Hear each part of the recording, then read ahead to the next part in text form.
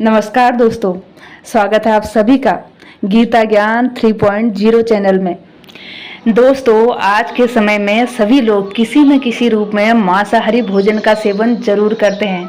90 या 95% लोग तो करते ही हैं। परंतु क्या आपने कभी सोचा है कि जो मनुष्य मांसाहारी भोजन करता है और फिर ईश्वर की पूजा करता है, क्या ऐसे मनुष्य की पूजा ईश्वर स्वीकार करते हैं? दोस्तों, अगर नहीं सोचा है तो मैं आपको इसी सवाल का जवाब बताने जा रही हूँ, जिसका वर्णन स्कंद पुराण और भगवद गीता जैसे हिंदू धर्म ग्रंथों में विस्तार से बताया गया है। दोस्तों, इससे पहले अगर आपने इस चैनल को सब्सक्राइब नहीं करा है, प्लीज़ सब्सक्राइब करें और वीडियो को लाइक करना लास्ट में ना भूलें। तो चलिए दोस्तों, सुनाते हैं कि मांसाहारी भोजन के लिए भगवान ने या फिर स्कंद पुराण में क्या क्या बताया गया है। मांसाहारी भोजन सात्विक लोगों के लिए सही है या नहीं, इसके बारे में भी जानेंगे। स्कंद पुराण काशी खंड 3 अध्याय में बताया गया है दोस्तों कि जो मनुष्य मांस खाता है उसके जीवन को धिक्कार है। ऐसे मनुष्य को ना तो मृत्यु लोक में कोई सुख मिलता है और ना ही मृत्यु के बाद दूसरे लोकों में कोई सुख मिलता है। साथ ही स्कंद पुराण में ऐसे प्रसंग का वर्णन और मिलता है जिसके अनुसार जब एक बार सभी देवतागण काशी पहुंचे तो उन्होंने देखा कि एक बाघ जैसा हिंसक पशु भी वहां घास खा रहा था। इसके अलावा स्कंद पुराण में यह भी बताया गया है कि यदि भूख से किसी प्राणी की मृत्यु होने को है तो भी उसे मांस का सेवन नहीं करना चाहिए। इतना ही नहीं, स्कंद पुराण के अनुसार भगवान शिव उन लोगों की भक्ति व पूजा कभी स्वीकार नहीं करते जो लोग मांस मदिरा का सेवन करते हैं। दोस्तों, स्कंद पुराण के अलावा बराह पुराण में भी इस बात का वर्णन मिलता है, जिसके अनुसार भगवान विष्णु के वराह अवतार पृथ्वी देवी के पूछने पर कहते हैं कि जो मनुष्य मांस का भक्षण करते हैं, मैं ना तो उनकी पूजा स्वीकार करता हूँ और ना ही उनको अपना भक्त मानता हूँ। साथ ही भगवान विष्णु के वराह अवतार पृथ्वी देवी से यह भी कहते हैं कि जो मनुष्य मछली या दूसरे पशुओं के मांस का सेवन करता है, मेरे लिए उससे बड़ा अपराधी और कोई भी नहीं। इसके अलावा भगवद गीता में भी भगवान श्री कृष्ण ने यह बताया है कि मनुष्य को क्या खाना चाहिए और क्या नहीं खाना चाहिए। भगवान श्री कृष्ण के अनुसार मांस एक तामसिक भोजन है जिसके सेवन से मनुष्य की बुद्धि क्षीण होने लगती है और मनुष्य अपने इंद्रियों पर से नियंत्रण खो देता है। इसके बाद मनुष्य ना चाहते हुए भी कई तरह के अपराधों का भागी बन जाता है दोस्तों।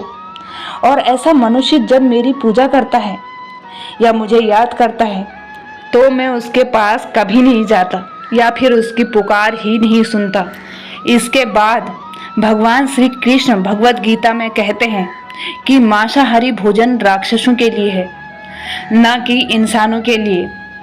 भगवद गीता में भगवान श्री कृष्ण ने आहार को 3 भागों में विभाजित किया गया है। दोस्तों, वो कौन कौन से भाग हैं उसके बारे में हम जानेंगे कि श्री कृष्ण ने किन भागों में भोजन को बांटा है।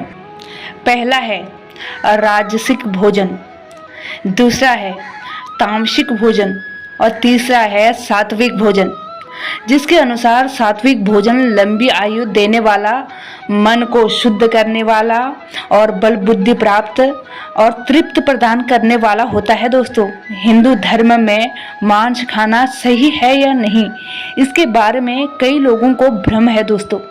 और इसका मुख्य कारण यह भी है कि लोगों को धर्मशास्त्र में वर्णित ज्ञान का न होना।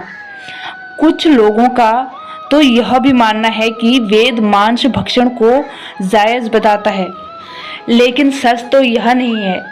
सच तो यह है कि वेदों में स्पष्ट रूप से बताया गया है कि पशु हत्या अर्थात पशु बलि आपकी श्रेणी में आता है। वेदों का सार उपनिषद और उपनिषदों का सार भगवद गीता है, जिसके अनुसार वेदों में मांस खाने के संबंध में स्पष्ट मना किया गया है। वेदों में बताया गया है कि जो मनुष्य नर, अश्व अथवा अन्य किसी पशु का मांस का सेवन करता है, उसको अपने शरीर का भाग बनाता है। गौ की हत्या कर उन जनों को दूध आदि से वंचित करता है। उससे बड़ा पापी इस सृष्टि में कोई भी नहीं हो सकता। दोस्तों, यजुर्वेद में भी बताया गया है कि सभी मनुष्य को परमात्मा के सभी रचनाओं को अपनी आत्मा के समान तुल्य मानना चाहिए, अर्थात वो अपने जैसे हित चाहते हैं, जैसा भी वो अपना भला चाहते हैं, उसी तरह अन्य का भी हित करें, अन्य का भी भला करें। अथर्ववेद में भी यह कहा गया है कि मनुष्य तुम चावल, दाल, गेहूं आदि खाद्य पदार्थों का आहार ग्रहण करें, यही तुम्हारे लिए सबसे उत्तम और रमणीय खाद्य पदार्थों का मार्ग है। तुम किसी भी नर एवं मादा भ्रूण और अंडों के नाश से उपलब्ध हुए मांस को कच्चा या पकाकर खाते हैं, तुम्हें उनका विरोध करना चाहिए। इसके अलावा ऋग्वेद में भी बताया गया है कि गाय जगत की माता है और उनकी रक्षा में ही समाज की उन्नति है। मनुष्य को उनके जैसे सभी 4 पैर वालों की रक्षा करनी चाहिए। वहीं गरुड़ पुराण में भी भगवान विष्णु पक्षीराज गरुड़ को एक कथा सुनाते हुए कहते हैं कि जो मनुष्य मांस का भक्षण करता है या फिर मदिरा का सेवन करता है, उसकी भक्ति या फिर पूजा कोई भी देवता स्वीकार नहीं करते और ऐसे मनुष्य का ना ही कोई देवता मदद करते हैं। इसलिए मनुष्य को चाहिए कि वह सात्विक भोजन करे ताकि उसके जीवन काल और उसको मृत्यु के बाद भी ईश्वर की शरण मिल सके। आगे भगवान विष्णु कहते हैं, जो मनुष्य स्वाद के लिए दूसरे पशुओं की हत्या करता है, उसे मृत्यु के बाद भी पशुओं की उसी योनि में कई जन्मों तक भटकना पड़ता है और वह भी उसी तरह मर जाता है जिस तरह खाने के लिए उसने पशुओं को मारा था। इसलिए दोस्तों, यदि आप भी पूजा करते हैं, फिर ईश्वर की भक्ति करते हैं, भक्ति में विश्वास रखते हैं, तो फिर मांसाहार का सेवन करना बंद कर दीजिए। दोस्तों, वैसे भी मांसाहार भोजन को वैज्ञानिक रूप से भी उचित नहीं माना गया है। यह मनुष्य को कई तरह के रोगों से भी ग्रसित कर देता है और जहाँ तक धार्मिक मान्यताओं की बात करें, उसमें भी सात्विक भोजन को मनुष्य के लिए उत्तम माना गया है। दोस्तों, मुझे उम्मीद है ये वीडियो आपको पसंद आया होगा। अगर हाँ, तो प्लीज़ वीडियो को लाइक करें। मुझे लगता है आपने सब्सक्राइब कर दिया होगा, क्योंकि मैंने पहले बोल दिया है। नहीं किया है तो प्लीज़ सब्सक्राइब कर दें और मिलती हूँ नेक्स्ट वीडियो में। जय श्री कृष्णा दोस्तों।